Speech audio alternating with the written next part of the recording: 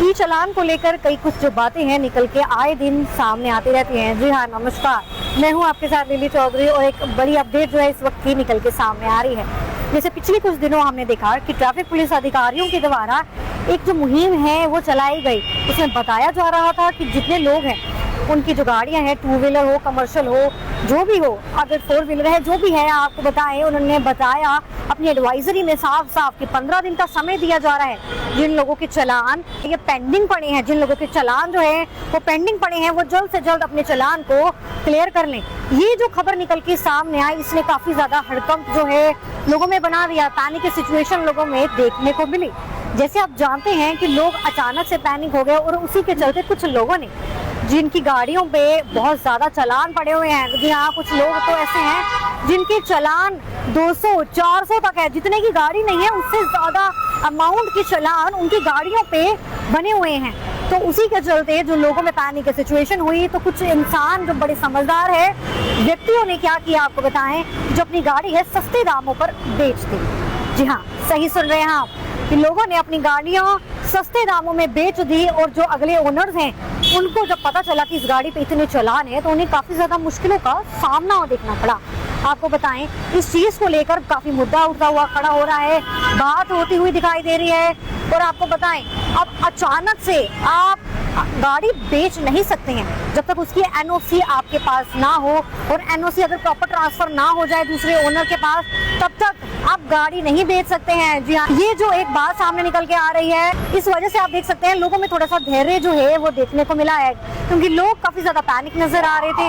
और चलिए आपको आगे वीडियो में दिखाते हैं कि कैसे आरटीओ जो सर हैं, जो अधिकारी हैं, उन्होंने इस चीज के बारे में, इस मामले के बारे में क्या कुछ कहा है। और वीडियो को बहुत ध्यान से सुनिएगा क्योंकि ये बहुत काम की, फायदे की चीज है और ज्यादा से ज्यादा शेयर भी करिएगा। तक उस पे कोई लायबिलिटी है गाड़ी पे, चाहे हायर परचेज चढ़ी है, चाहे चालान है, तब तक तो वो गाड़ी ट्रांसफर ही नहीं होगी।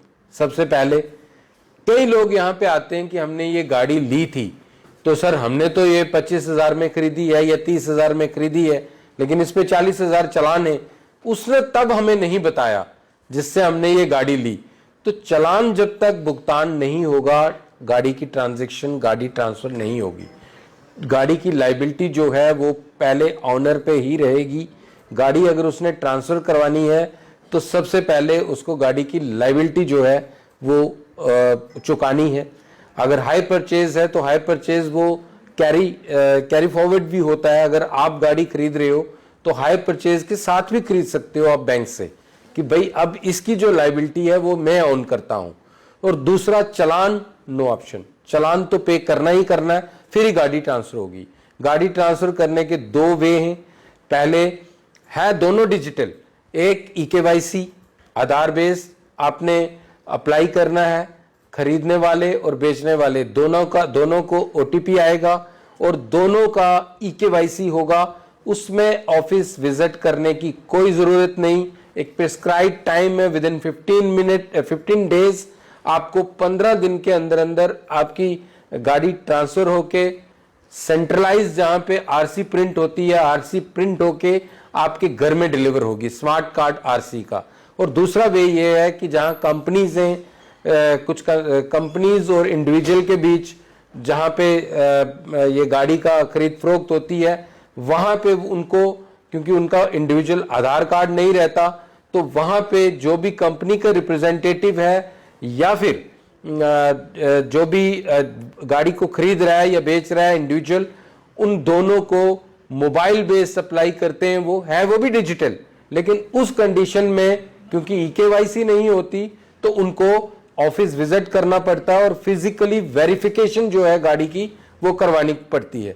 या फिर इन केस ऑफ डेथ, अगर किसी की डेथ हुई है तो उसके नाम वाली जो गाड़ी है, कोर्ट डिक्री के बाद जब वो गाड़ी ट्रांसफर करने उसका लीगल हायर यहाँ पे आएंगे तो उनको भी यहाँ पे फिजिकली वो डॉक्यूमेंट्स लेके आना है।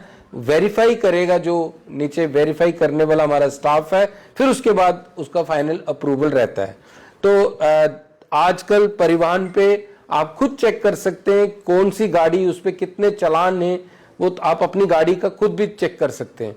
तो इसलिए गाड़ी लेने से पहले आपने उसकी लायबिलिटीज जो है उस गाड़ी पे कोई है तो नहीं, वो खुद भी आप चेक कर सकते हैं।